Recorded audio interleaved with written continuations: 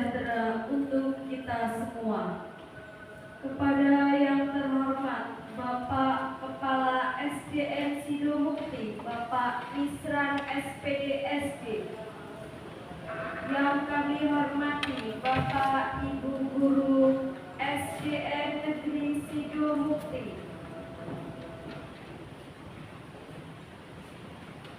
Pertama-tama marilah kita panjatkan puji syukur kehadirat Allah Subhanahu wa Ta'ala yang telah melimpahkan rahmat serta hidayahnya kepada kita semua sehingga pada siang hari ini Sabtu 24 Agustus 2024 kita semua diberikan kesehatan dan kesempatan untuk berkumpul di gedung sekolah tanpa ada suatu halangan apapun.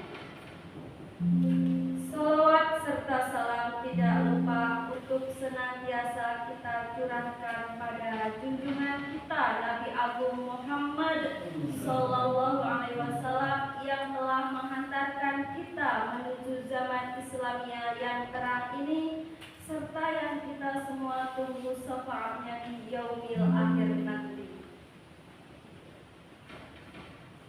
Para hadirin yang saya hormati, izinkanlah saya Nur Karimah sebagai pembawa acara pada siang hari ini. Adapun susunan acara pada siang hari ini, yang pertama pembukaan, yang kedua menyanyikan lagu Indonesia Raya dan Mars Kebumen, yang ketiga sambutan kepala sekolah, yang keempat penyampaian materi, yang kelima penutup. Untuk acara yang pertama yaitu pembukaan, marilah kita buka acara pada siang hari ini dengan bacaan basmalah bersama-sama. Bismillahirrahmanirrahim. Untuk acara yang kedua yaitu menyanyikan lagu Indonesia Raya dan Mars Kebumen. Kepada hadirin dimohon untuk berdiri.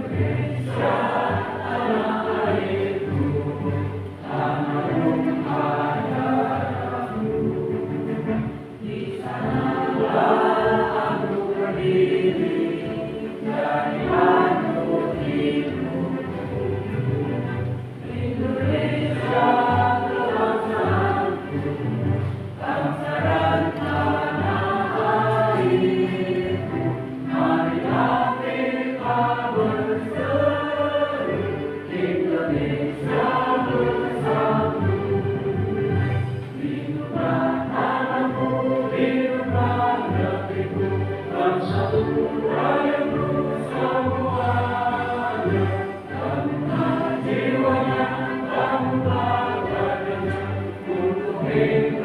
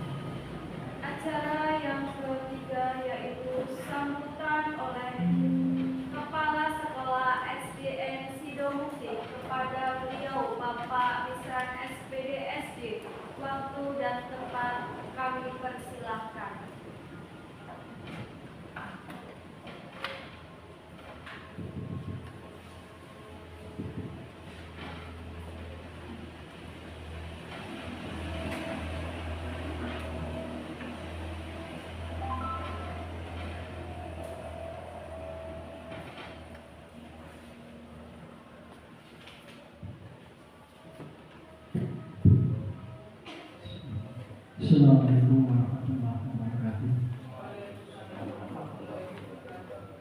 Bapak Ibu Komite Nasional, Bapak Ibu Guru serta Kawati Jamati, pada kesempatan ini kami berterima semua untuk mengikut kegiatan guru bicara dari SD SMP yakni Ibu Nurinawati SPD. Semoga dalam kegiatan ini kita bisa mengambil inspirasinya, di mana nanti materi-materi yang disampaikan akan juga bisa untuk diutarakan kepada Bapak Ibu Dewan Guru yang belum bisa mengikuti seleksi untuk mengikuti program guru penggerak. Memang guru penggerak ini merupakan suatu wacana yang utama di Kabupaten Kebumen, di mana semuanya yang ke depan ini nasib-nasib Bapak Ibu guru yang berkaitan dengan ini jenjangnya akan ditentukan adanya kegiatan guru penggerak. Untuk itu kita perhatikan bersama dan nanti semoga bisa diterapkan dengan sebaik-baiknya sesuai dengan yang diterima, yakni bahwa guru penggerak itu adalah merupakan suatu sosok yang bisa kita ambil dari langkah-langkah lagi ajar bersama, di mana di sana memberikan ada trias pemimpinan ingat sosum tulodo ingat tulodo berkasih budi beradayani. Dan kalau kita cermati bahwa suatu lingkungan pendidikan tidak merupakan suatu lingkungan pendidikan, tapi dirubah menjadi tempat yang menyenangkan anak, yakni taman pendidikan. Ya, itulah yang saya sampaikan. Semoga bermanfaat dan kedepannya bisa untuk menginspirasi Bapak Ibu guru kesemuanya. Terima kasih, semoga sukses untuk perjalanan dari Ibu Nurinawati. Demikian sambutan dari saya. Terima kasih. Mohon maaf. Assalamualaikum warahmatullahi wabarakatuh. Ya, saya berikan kembali kepada pembahasan.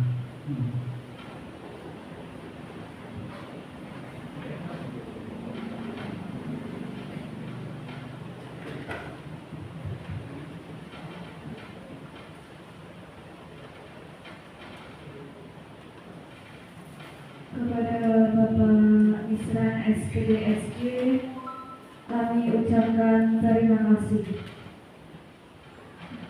Acara yang keempat yaitu penyampaian materi diseminasi budaya positif oleh Ibu Nurinawati SPD. Kepada beliau Ibu Nurinawati SPD, waktu dan tempat kami persilahkan.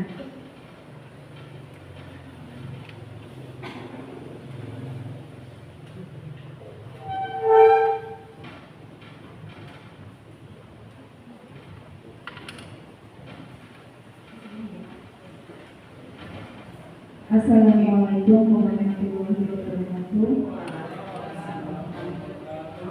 Sebelumnya saya ucapkan terima kasih kepada saudara moderator atas waktu yang telah diberikan, kepada yang terhormat Bapak Kepala SDN Sidomukti, beliau Bapak Isran SPDSD, kepada yang kami hormati Ketua Komite SDN Sidomukti beserta segenap pengurus, serta Bapak Ibu guru yang kami hormati. Pada kesempatan kali ini izinkan saya untuk melakukan diseminasi. Di sini saya bukan bermaksud untuk menggurui Bapak Ibu sekalian, tetapi saya akan mengajak Bapak Ibu untuk berbagi atau sharing bersama terkait dengan penyebaran pemahaman saya terhadap modul 1.4 tentang budaya positif. Untuk mukadimah saya derek di depan di Bapak Ibu. Sebelumnya saya akan mengadakan ice breaking. Ice breaking kita kali ini yaitu dengan menggunakan dua tangan kita, yaitu tangan yang sebelah kiri kita buka, tangan yang sebelah kanan kita kepal. Nah, setelah itu tangan sebelah kiri coba dipukul menggunakan tangan yang sebelah kanan sekuat mungkin. Setelah dipukul terus digenggam. Setelah dipukul tangan kiri digenggam, kemudian tangan kanan kita pegang pergelangan tangan sebelah kiri sekuat mungkin. Sekuat mungkin.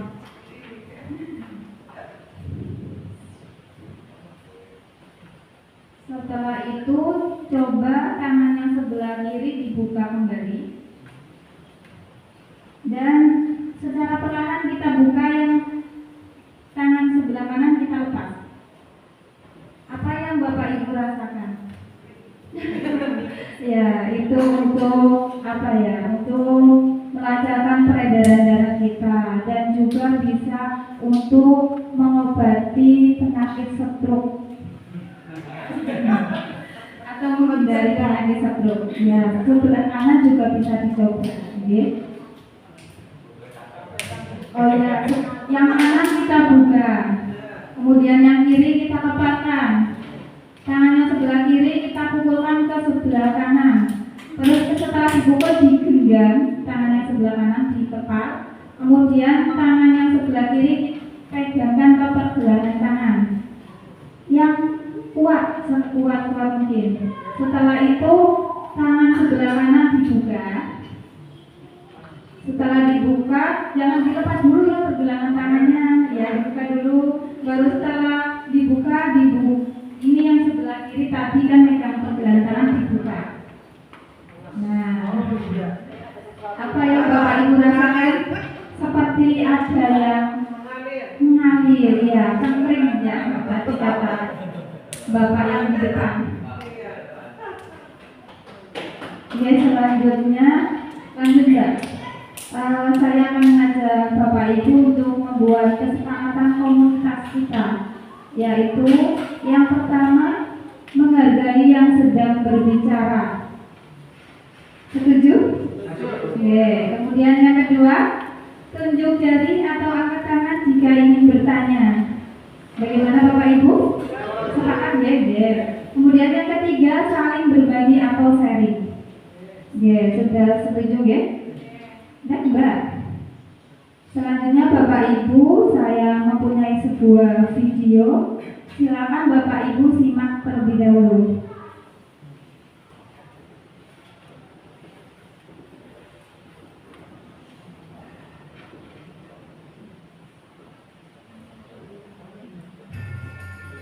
Ibu sudah pernah bilang kan sama kalian semua, kalau ibu sengaja mengambil jam pertama untuk mata pelajarannya ibu, untuk melatih kalian disiplin.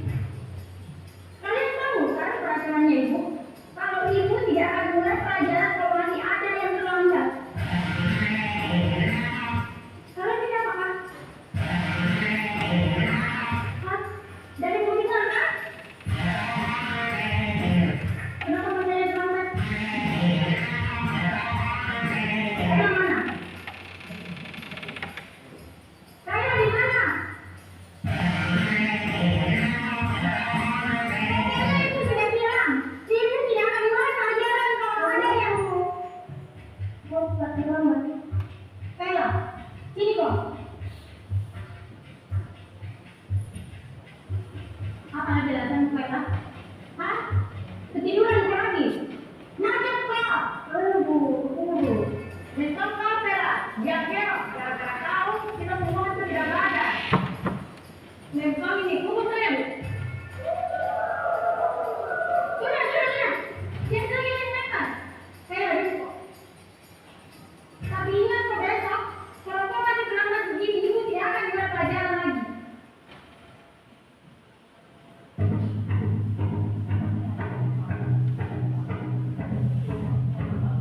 Selamat pagi anak-anak.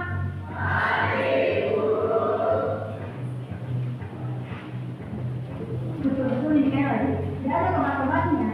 Kemarin sudah 2 kali gara-gara terlambat masuk kelas. Ada yang tahu mana? Tidak usah banyak alasan. Betul kan? Sepanjang pelajaran minggu hari ini, kau berdiri terus di depan. Dede terlambat sih.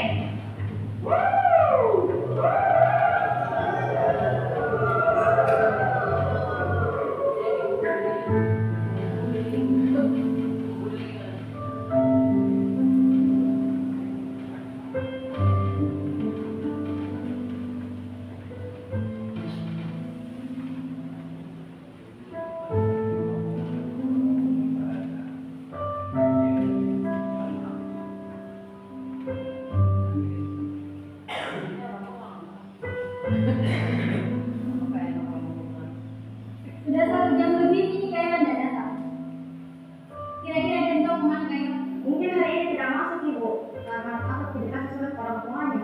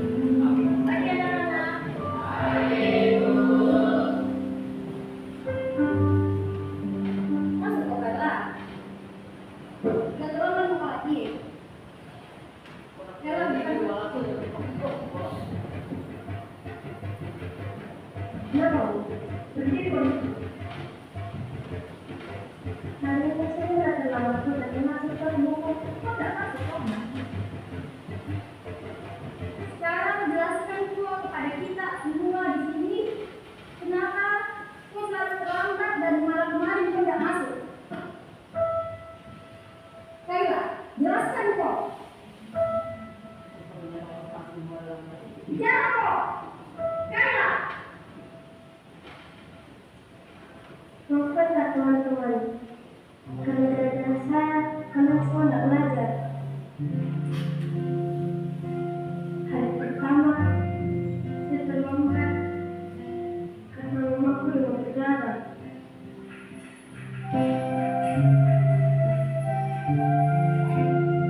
Harus diantar ke rumah sakit sebelum saya di sekolah.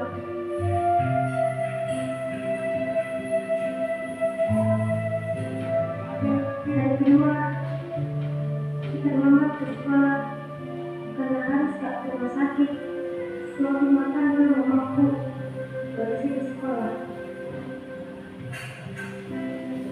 Hari ketiga kembali, saya tidak masuk sekolah.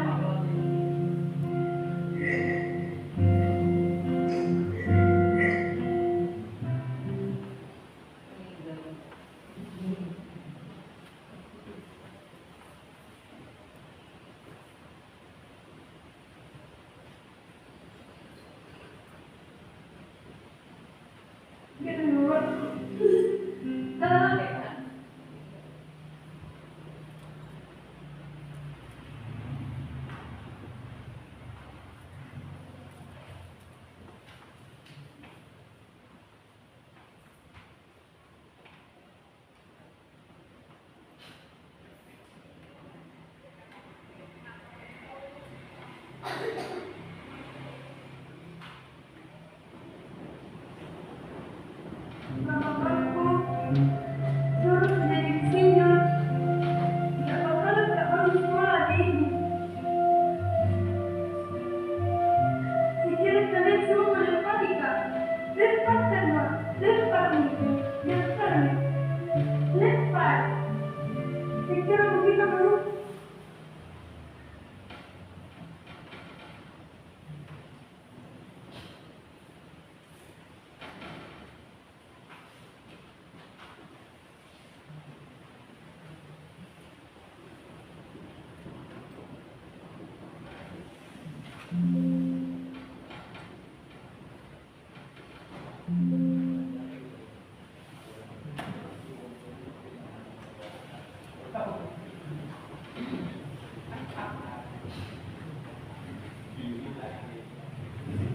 Demikian tadi video yang sudah Bapak Ibu saksikan. Menurut Bapak Ibu, setelah menyaksikan video tadi, apa yang terlintas dalam pikiran Bapak Ibu? Bahwa gimana Pak?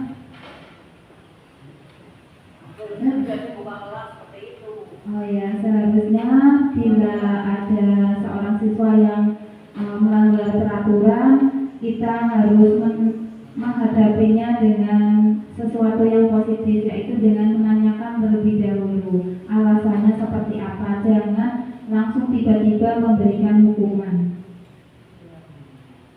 Baiklah Bapak Ibu, di sini selanjutnya saya akan mengajak Bapak Ibu untuk berdiskusi bersama, yaitu materi kita kali ini tentang budaya positif. Yang pertama yaitu tentang perubahan paradigma belajar, yang kedua disiplin positif, yang ketiga teori motivasi perilaku manusia, yang keempat keyakinan kelas, hukuman dan penghargaan, kebutuhan dasar manusia, posisi kontrol guru, dan segitiga restitusi. Apakah makna budaya positif?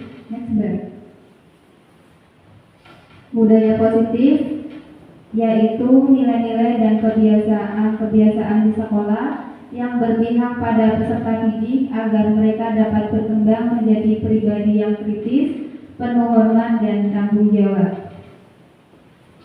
Filosofi pendidikan menurut Ki Hajar Dewantara yaitu bahwa semua anak itu terlahir dengan bakatnya masing-masing atau unik.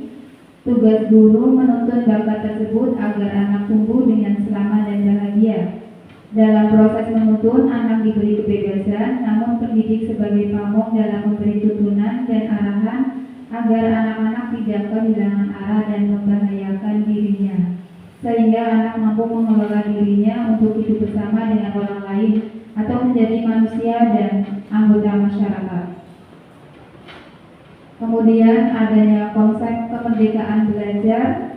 Di sini di kurikulum merdeka itu pendidikan kita, yaitu kita harus menerapkan pendidikan yang berpihak pada anak atau menghambat pada anak. Artinya pendidikan yang guru berikan berorientasi pada anak dengan memberikan pengalaman belajar yang bermakna dan menyenangkan. Contohnya dengan bermain sambil belajar atau belajar sambil bermain. Next slide. Kemudian anak itu bukan tabula rasa. Bukan tabula rasa itu bukan kertas kosong. Namun anak itu adalah ibarat kertas yang sudah memiliki sketsa yang harus ditebalkan sketsanya agar menjadi kuat membentuk sebuah gambar yang indah, bagus, bertujuan dan bermakna. Di sini guru dapat menuntun anak agar dapat menggali potensi diri dan memotivasi anak serta mengembangkan rasa ingin tahunya. Next slide.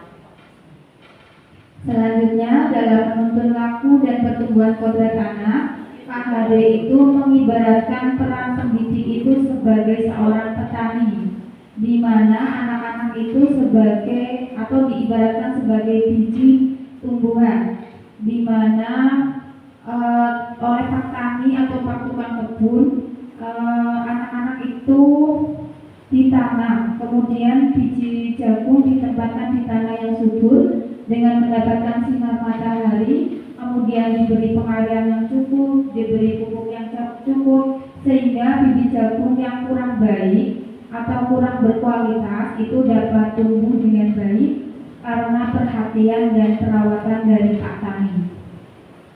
Next slide. Perubahan paradigma. Untuk membangun budaya yang positif, sekolah perlu menyediakan lingkungan yang positif, aman dan nyaman agar murid-murid mampu berpikir, bertindak dan mencipta dengan merdeka, mandiri dan bertanggung jawab. Next.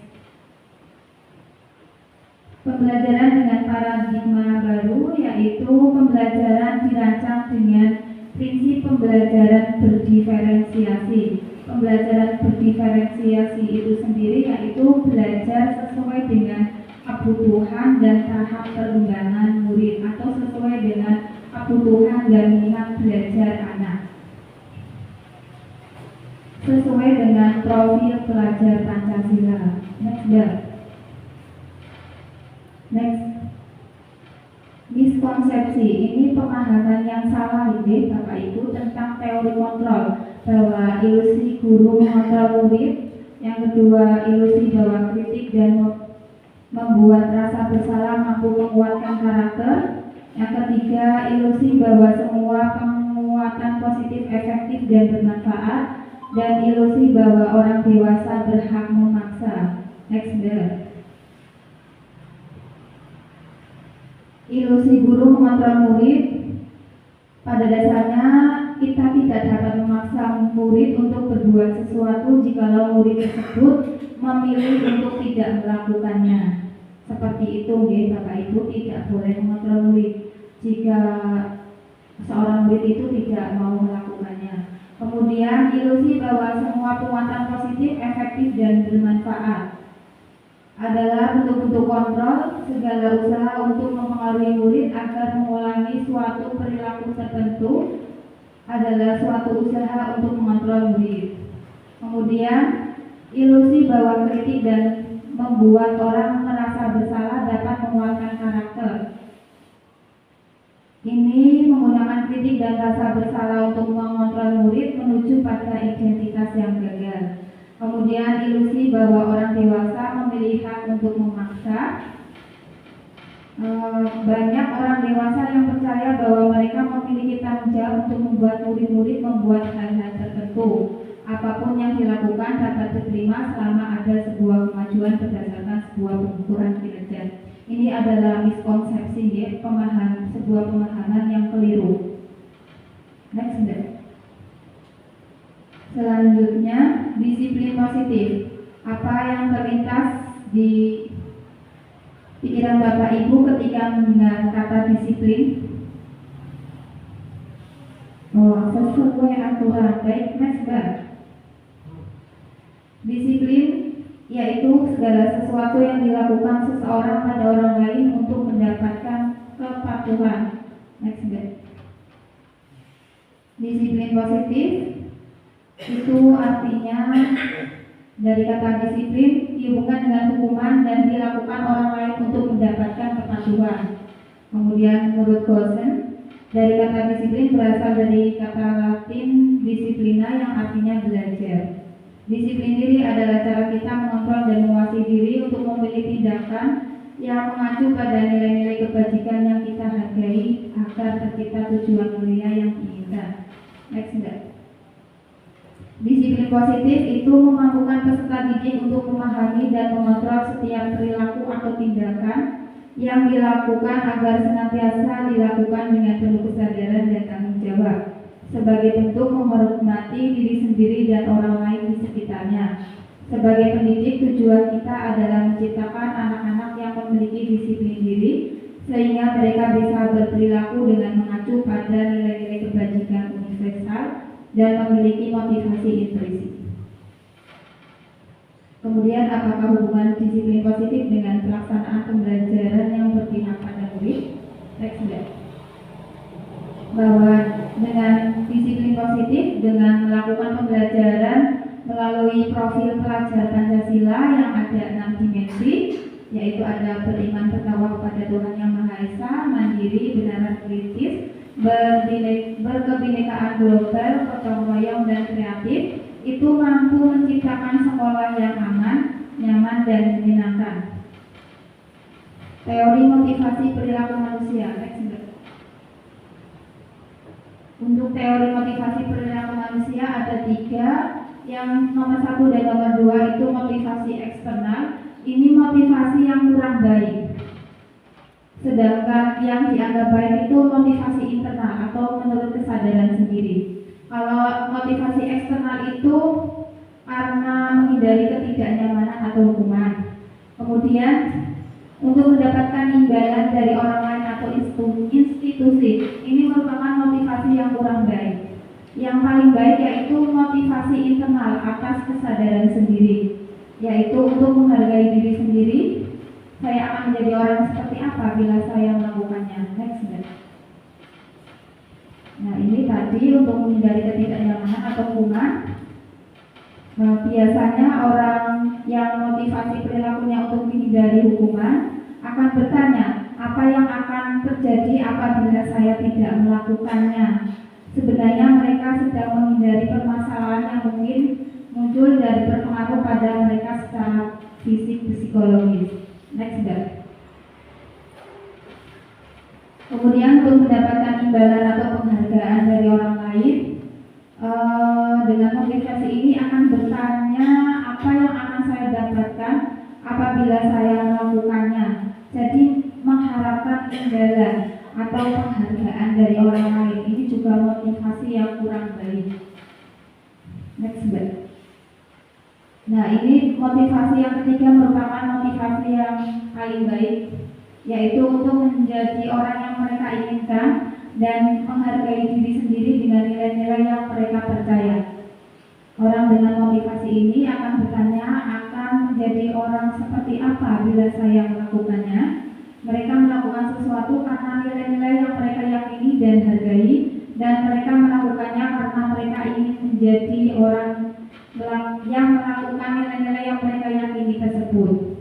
Ini adalah motivasi yang membuat seseorang memiliki disiplin positif. Next Mbak.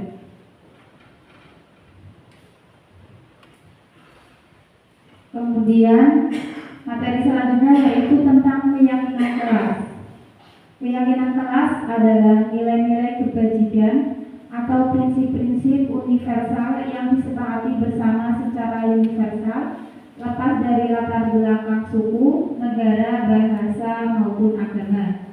Sedangkan menurut Gosen, suatu keyakinan akan lebih memotivasi seseorang dari jalan atau intrinsik. Seseorang akan lebih bersemangat untuk menjalankan keyakinannya daripada hanya sekedar mengikuti serangkaian peraturan.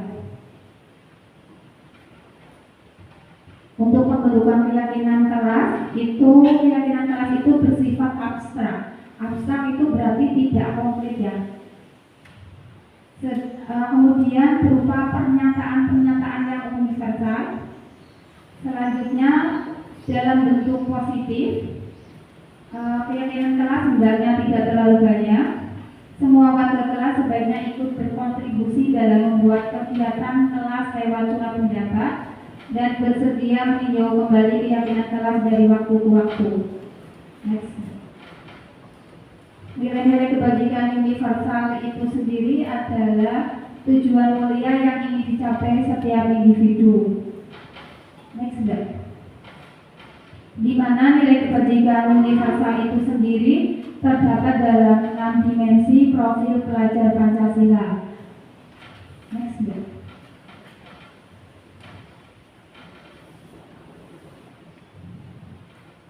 Kemudian ini ada sebuah peraturan dan nanti di situ ada nilai kebajikan atau keyakinan kelas. Yang pertama, selalu kembalikan buku ke tempatnya. Keyakinan kelas atau nilai kebajikannya yaitu tanggung jawab. Kemudian dilarang mengganggu orang lain. Nilai kebajikannya yaitu menghormati. Selanjutnya, hadir di sekolah 15 menit sebelum pembelajaran dimulai. Keyakinan kelasnya yaitu menghormati orang lain atau komitmen pada tujuan. Selanjutnya, dilarang melakukan kekerasan. Ini nilai keyakinan kelasnya yaitu keselamatan dan menghormati orang lain. Selanjutnya, dilarang menggunakan narkoba. Nilai kebajikannya kesehatan atau keyakinannya kelas. Kemudian bergantian atau menunggu giliran. Ini nilai kebajikannya menghormati atau kesabaran. Gunakan masker. Keyakinan kelasnya yaitu kesehatan, keselamatan, kepedulian. Selanjutnya, jangan berlari di kelas. Itu nilai keyakinan kelasnya yaitu keselamatan, keamanan, dan kepedulian. Bapak Ibu, di layar saya tampilkan ada kesepakatan kelas. Biasanya di kelas itu kata-kata yang digunakan bukan keyakinan kelas tetapi kesepakatan kelas. Apa bedanya kesepakatan kelas dengan keyakinan kelas? Kalau keyakinan kelas itu nilai-nilai kebajikan. Kalau kesepakatan kelas itu lebih ke aturan atau lebih ke konkret. Kalau keyakinan kelas itu abstrak. Di situ ada tulisan yang berada di kertas yang berwarna, itu merupakan kesepakatan kelas. Kemudian untuk tulisan yang berada di kertas warna putih itu merupakan keyakinan kelas. Jadi keyakinan kelasnya apa Bapak Ibu? Tertib. Ya, itu tertib merupakan keyakinan kelas atau nilai kebajikan. Kemudian, tetapi kalau keyakinan kelas itu sudah sama saja dengan kesepakatan kelas di Bapak Ibu, sama saja keyakinan kelas ya kesepakatan kelas. Tetapi kalau kesepakatan kelas itu belum tentu keyakinan kelas. Seperti datang tepat waktu mengucapkan salam, itu bukan keyakinan kelas, tetapi itu masuknya ke kesepakatan kelas. Tapi kalau di situ ditulis tertib, itu masuknya keyakinan kelas yang merupakan kesepakatan kelas. Selanjutnya, keyakinan kelas berikutnya yaitu di situ ada saling menyayangi. Kami guru dan murid yang saling menyayangi. Jadi saling menyayangi itu kan sesuatu yang abstrak. Itu merupakan keyakinan kelas yang dijadikan sebagai kesepakatan kelas. Kemudian kami murid yang semangat. Nah, di sini ada tulisan semangat, semangat belajar. Semangat belajar kan tidak terlihat ya, tetapi bisa dirasakan. Kemudian kami murid yang peduli. Di sini ada kata peduli dengan teman-teman. Kepedulian. Sedangkan kesepakatan kelas ada datang tepat waktu, mengucapkan salam, menjaga kebersihan sekolah, berdoa sebelum dan sesudah kegiatan, kemudian aktif dalam pembelajaran. Ini semua merupakan kesepakatan kelas. Walaupun ada keyakinan kelas itu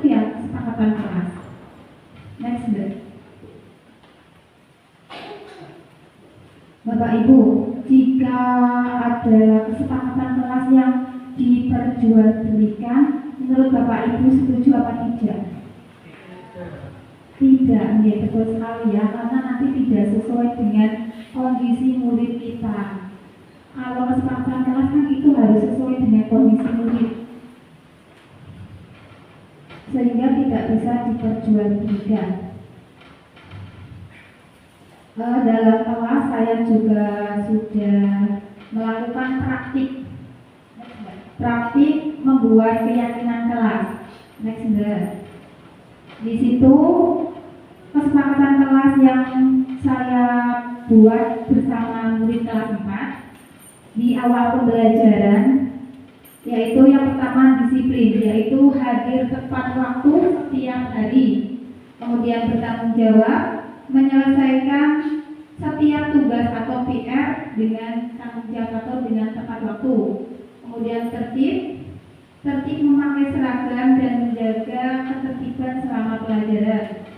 Selanjutnya saling menghormati, yaitu ketika ada yang berbicara tidak boleh atau harus mendengarkan ya, harus mendengarkan ketika ada yang berbicara. Kemudian kesehatan, yaitu menjaga kebersihan di kelas dan lingkungan sekolah. Dan selanjutnya saya bersama murid membuat poster, kemudian saya tempel di dinding sekolah. Next, Mbak.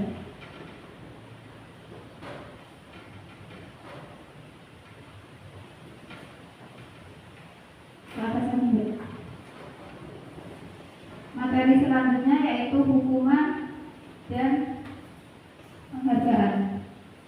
Ya, hukuman dan penghargaan. Pertanyaan: hukuman dapat mendisiplinkan anak, setuju atau tidak Bapak Ibu? Setuju. Kemudian pemberian hukuman dengan hal positif seperti membaca atau membersihkan halaman sekolah dapat meningkatkan disiplin anak. Terus yang nomor 3, memberi penghargaan dapat meningkatkan motivasi belajar anak. Baik. Lanjut Mbak. Merdeka menurut Bapak Ki Hajar Dewantara itu sendiri, yaitu merdeka itu tidak hanya terlepas dari perintah, akan tetapi juga cakap untuk memerintah diri sendiri. Next, Mbak. Dihukum oleh penghargaan, bahwa penghargaan berlaku sama dengan hukuman, dalam arti meminta atau membujuk seseorang melakukan sesuatu untuk memenuhi suatu tujuan tertentu dari orang yang meminta atau membujuk. Next, Mbak. Dihukum oleh penghargaan. Next, Mbak. Itu pengaruhnya jangka pendek dan jangka panjang, bahwa penghargaan itu efektif jika kita menginginkan seseorang melakukan sesuatu yang kita inginkan dalam jangka waktu pendek. Jika kita menggunakan penghargaan lagi dan lagi, maka orang tersebut akan bergantung pada penghargaan yang diberikan serta kehilangan motivasi dari jalan. Next, Mbak. Selanjutnya, penghargaan itu tidak efektif. Suatu penghargaan adalah suatu benda atau peristiwa yang diinginkan, yang dibuat dengan persyaratan. Hanya jika Anda melakukan hal ini, maka Anda akan mendapatkan penghargaan yang diinginkan. Kemudian, jika saya mengharapkan suatu penghargaan dan tidak mendapatkannya, maka saya akan kecewa dan berkecil hati.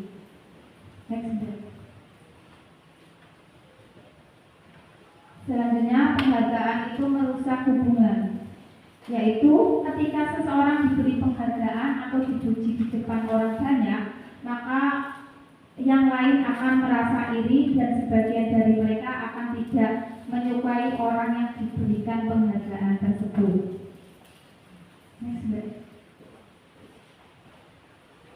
Kemudian penghargaan itu mengurangi ketepatan.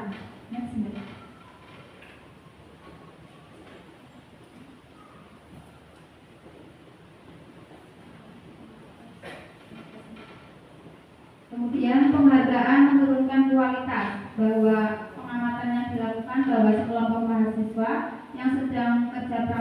sebuah surat kabar universitas. Saat itu mereka sedang belajar menuliskan sebuah artikel tentang sebuah judul berita utama. Seiring waktu, mahasiswa tersebut semakin mampu bekerja dengan cepat. Kemudian ada beberapa mahasiswa yang dibayar untuk setiap judul berita utama yang mereka mampu hasilkan. Dan setelah beberapa lama, mahasiswa yang dibayar ini hasil kerjanya berhenti berkembang. Selanjutnya, bahwa penghargaan itu mematikan kreativitas. Murid-murid diminta berpikir mengenai hadiah dan penghargaan yang bisa mereka dapatkan bila berhasil menulis sebuah puisi. Kreativitas kelompok murid-murid ini menjadi berkurang dibandingkan dengan yang tidak diberitahukan tentang hadiah yang bisa mereka terima.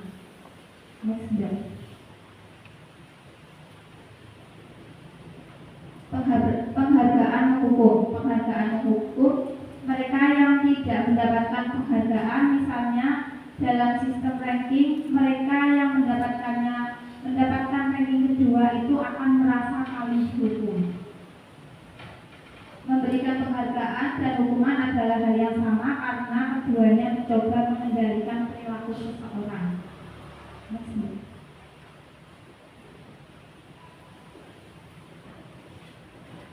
Kemudian yang ketiga, karena orang pada dasarnya tidak suka dikendalikan dalam jangka waktu lama, penghargaan akan terlihat sebagai hukuman. Jika suatu penghargaan diharapkan namun Anda tidak mendapatkannya, Anda akan merasa dihukum. Bapak Ibu, tidak ada tindakan guru. Nanti kita bisa membedakan apakah itu sebuah hukuman atau konsekuensi. Yang pertama yaitu mencatat 100 kali di dalam buku kalimat "saya tidak akan terlambat lagi karena terlambat ke sekolah". Ini merupakan sebuah hukuman. Kemudian yang kedua, lari mengelilingi lapangan basket 2 kali karena terlambat hadir di sekolah. Ini juga merupakan sebuah hukuman. Kemudian yang ketiga, murid diminta untuk push up 15 kali karena tidak menggunakan masker ke sekolah. Hukuman. Kemudian menggantikan kertas tugas teman yang telah dicoret-coret. Ini contoh dari konsekuensi. Selanjutnya, membersihkan tumpahan air di meja tulis karena tersenggol pada saat belajar. Ini merupakan contoh konsekuensi.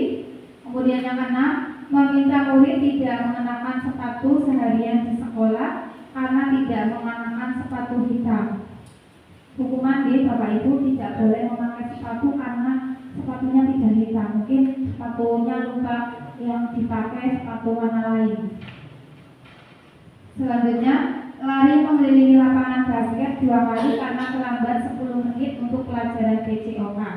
Kalau untuk pelajaran PJOK, lari mengelilingi lapangan basket ini bukan merupakan hukuman, tapi konsekuensi.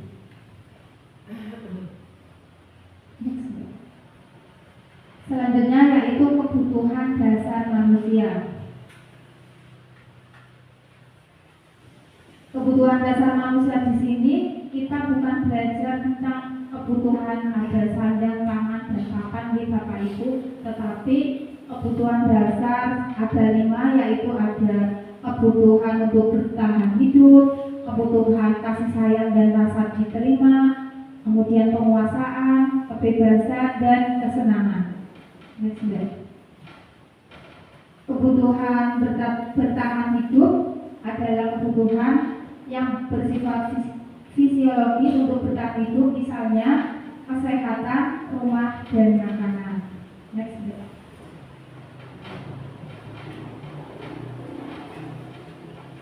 Ini sebagai bagian dari proses reproduksi termasuk kebutuhan untuk tetap bertahan hidup. Komponen psikologis pada kebutuhan ini meliputi kebutuhan akan perasaan aman. Kemudian kasih sayang dan rasa diterima atau kebutuhan untuk diterima ini adalah kebutuhan psikologis. Kebutuhan untuk disayangi dan diterima meliputi kebutuhan akan hubungan dan koneksi sosial, kebutuhan untuk memberi dan menerima kasih sayang, dan kebutuhan untuk merasa menjadi bagian dari suatu kelompok. Meliputi keinginan untuk tetap terhubung dengan orang lain seperti teman, keluarga, pasangan hidup, teman kerja, binatang peliharaan, dan kelompok di mana kita bergabung.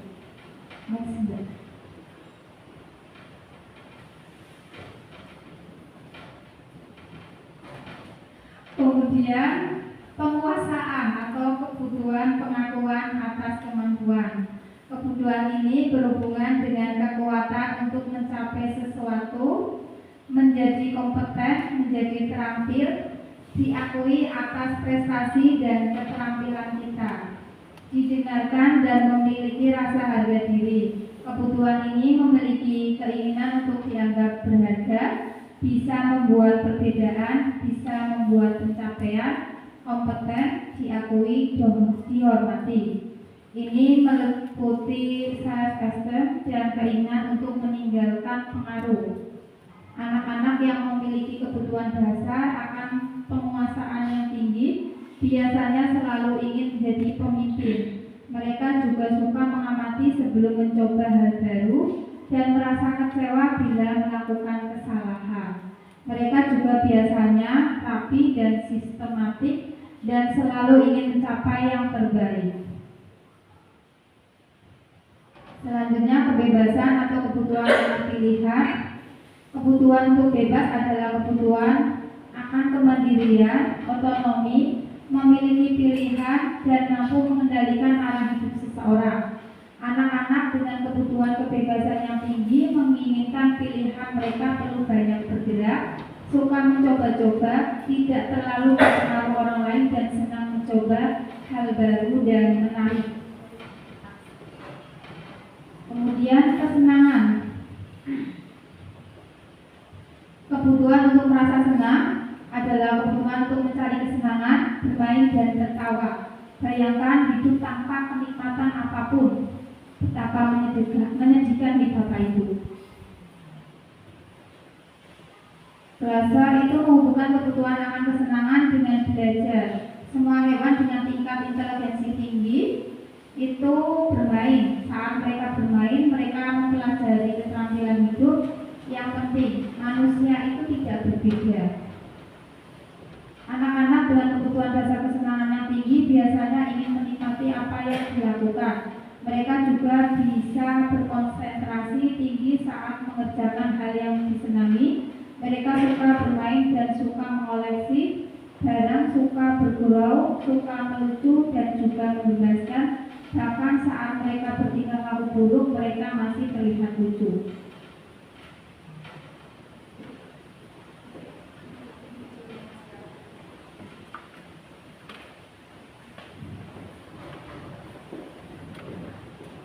Kemudian materi selanjutnya yaitu posisi kontrol guru. Next. Posisi kontrol guru itu ada 5 nih Bapak Ibu, yaitu yang nomor 1 dan nomor 2 itu dianggap posisi kontrol yang tidak baik atau kurang baik, yaitu sebagai penghukum dan pembuat merasa bersalah.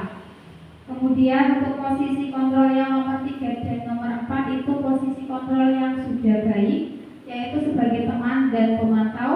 Sedangkan yang nomor 5 merupakan posisi kontrol yang paling baik, yaitu posisi kontrol sebagai manajer. Sebagai penghukum itu guru akan berkata, patuhi aturan saya atau awas, kamu selalu saja salah, pasti selalu yang terakhir selesai. Nah, untuk posisi penghukum seperti tadi yang Bapak Ibu lihat di depan atau video di depan itu sebagai posisi kontrol penghukum. Guru seperti ini senantiasa percaya hanya ada satu cara agar pembelajaran bisa berhasil, yaitu cara dia. Kemudian pembuat merasa bersalah. Pada posisi ini guru bukan bersuara lebih lembut, pembuat rasa bersalah akan Ini guru akan berkata, ibu sangat kecewa sekali dengan kamu. Kemudian, berapa kali bapak harus memberitahu kamu ya? Gimana coba kalau orang tua kamu tahu kamu berbuat begini? Nah, ini kan membuat siswa-siswi kita merasa bersalah.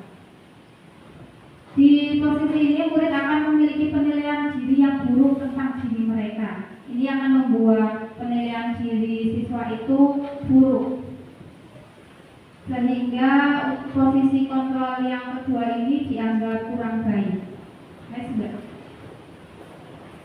Kemudian posisi kontrol yang ketiga yaitu sebagai teman.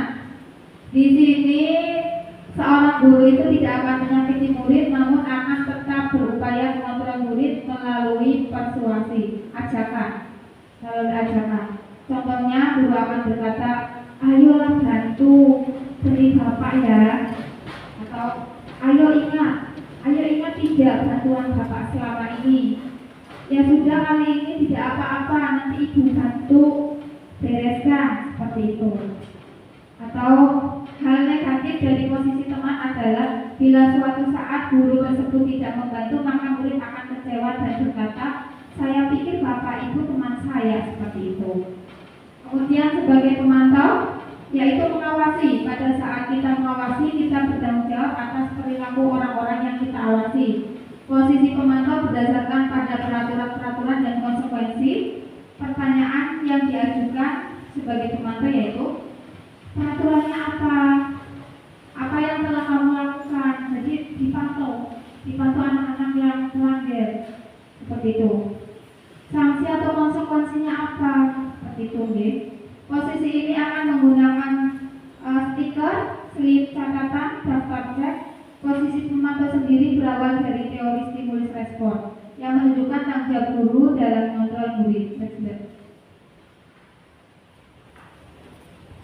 Sebagai manajer, ini merupakan posisi kontrol guru yang paling baik, yaitu di mana guru berbuat sesuatu bersama dengan murid, mempersilahkan murid mempertanggungjawabkan perilakunya, mendukung murid agar dapat menemukan solusi atas permasalahannya sendiri. Di sini guru akan berkata, apa yang kita yakini? Apakah kamu meyakininya? Kemudian jika kamu meyakininya, apakah kamu bersedia memperbaikinya? Next. Materi yang terakhir ini segitiga restitusi. Next. Restitusi itu sendiri adalah proses kolaboratif. Kolaboratif berarti kerjasama yang mengajarkan murid untuk mencari solusi untuk masalah dan membantu murid berpikir tentang orang seperti apa yang mereka inginkan dan bagaimana mereka harus memperlakukan orang lain. Jadi berdiskusi jika seseorang jika ada seorang murid yang melanggar aturan, kita melakukan diskusi bersama murid. Ciri-ciri restitusi itu sendiri yaitu bukan menebus kesalahan, namun untuk belajar dari kesalahan. Dalam restitusi ini yang bukan menebus kesalahan, namun untuk belajar dari kesalahan, guru itu tidak mengarahkan untuk menebus kesalahan dengan membayar sejumlah uang, memperbaiki kerugian yang timbul atau sekedar meminta maaf. Karena kalau fokusnya ke sana, maka murid yang berbuat salah akan fokus pada tindakan untuk menebus kesalahan. Next. Restitusi itu memperbaiki hubungan, akan membantu murid-murid dalam hal mereka ingin menjadi orang seperti apa dan bagaimana mereka ingin diperlakukan. Proses restitusi adalah proses refleksi dan pemulihan. Refleksi berarti dari kesalahan itu nanti akan diperbaiki. Next.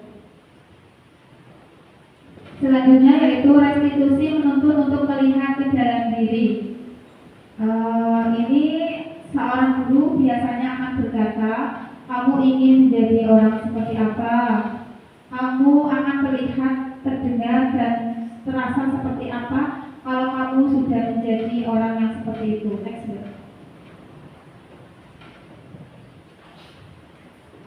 Dan selanjutnya segitiga restitusi itu sendiri ada 3 tahapan.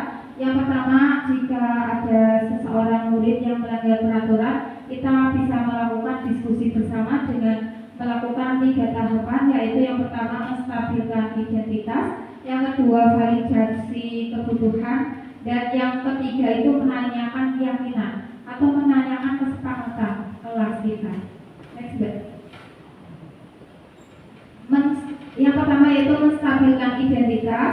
Nah, jika ada murid yang berbuat salah atau melanggar peraturan, guru itu akan berkata, berbuat salah itu hal yang manusiawi, atau bisa berkata, tidak ada manusia yang sempurna. Bapak Ibu juga pernah buat salah. Kita pasti bisa menyelesaikan permasalahan ini. Bapak Ibu tidak tertarik untuk mencari tahu siapa yang benar, siapa yang salah. Bapak Ibu lebih tertarik untuk menyelesaikan masalahnya. Seperti itu ya Bapak Ibu, dalam menstabilkan identitas jika ada murid yang melanggar aturan. Selanjutnya yaitu validasi kebutuhan. Guru akan berkata, kamu bisa saja kan melakukan hal yang lebih buruk, tapi kamu tidak melakukannya kan? Terus bisa juga menanyakan, kamu pasti punya alasan mengapa melakukannya. Nah ini bisa ditanyakan alasannya kenapa kamu melanggar aturan.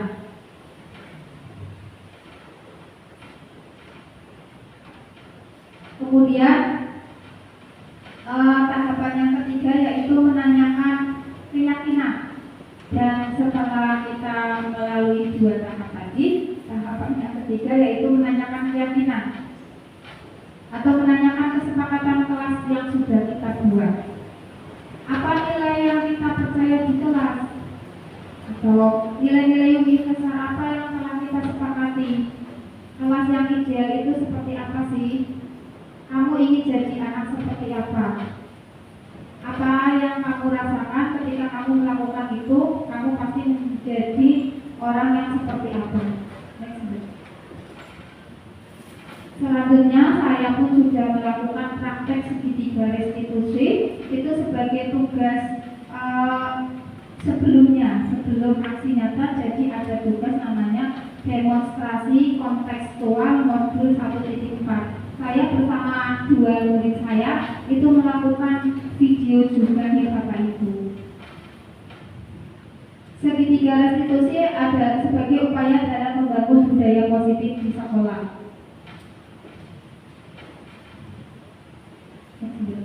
Nah ini kasus yang pertama yaitu ada murid yang datang terlambat ke sekolah. Misalnya kecil-kecil ya.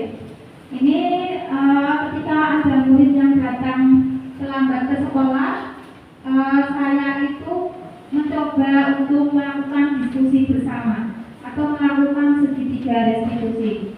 Yang pertama, saya memanggil anak itu, Mbak Nurul, apakah Mbak Nurul tahu kenapa Bu Dina memanggil Mbak ke sini? Terus Mbak Nurul menjawab, iya Bu, karena dari kemarin saya terlambat masuk ke sekolah. Terus saya pun berkata atau menstabilkan identitas. Berbuat salah itu hal yang manusiawi, tidak ada manusia yang sempurna. Oh ya, kenapa Mbak Nurul bisa terlambat ke sekolah? Kemudian saya pun menanyakan kenapa, alasan, yaitu validasi kebutuhan. Nurul pun menjawab, karena menonton TV sampai larut malam. Terus saya pun berkata, lain kali menonton TV jangan sampai larut malam ya Mbak, karena paginya kamu harus berangkat ke sekolah. Nah, apakah Mbak Nurul ingat salah satu keyakinan kelas kita? Nah, kemudian saya menanyakan keyakinan kelas seperti itu.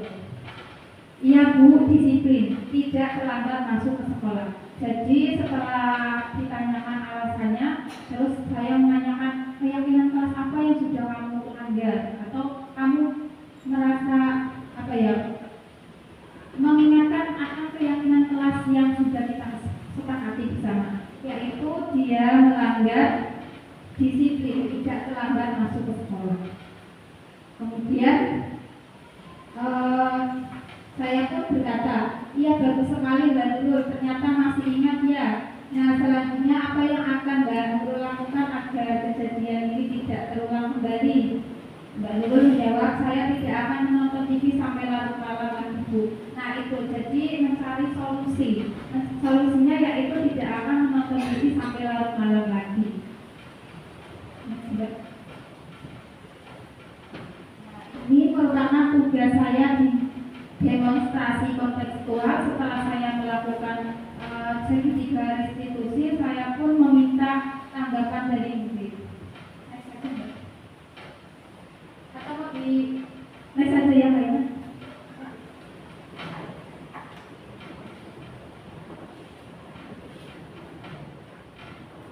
Dan ini ada kasus yang kedua, murid membuang sampah sembarangan. Dan saya pun sudah melakukan segitiga restitusi, ya Bapak Ibu, itu berupa video sudah saya kirim.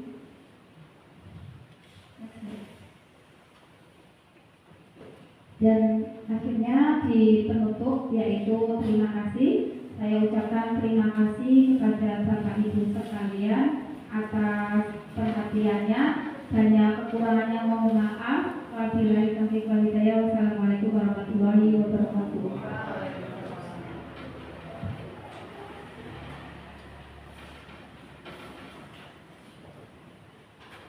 Kepada Ibu Nurina Wati SPD kami ucapkan terima kasih dan semoga apa yang telah disampaikan oleh pemateri kita hari ini semoga dapat bermanfaat bagi Bapak Ibu guru sekalian.